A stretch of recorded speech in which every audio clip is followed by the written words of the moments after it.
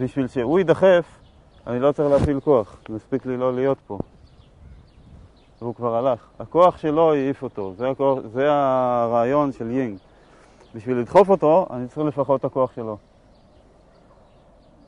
אם אני רוצה עכשיו לא להידחף, לדחוף, זה הכוח שלו. אם אני רוצה לדחוף, אני צריך להוסיף כוח.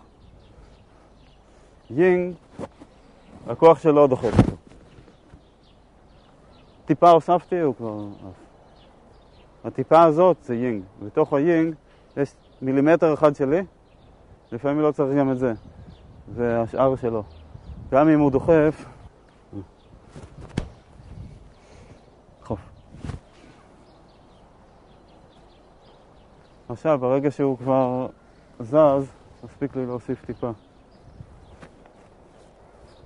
זה יין. יאנג זה יותר אנחנו, הישראלי, שהוא צריך לא לוותר לו. זה יין, זה קצת יותר חוכמה, יותר לימוד.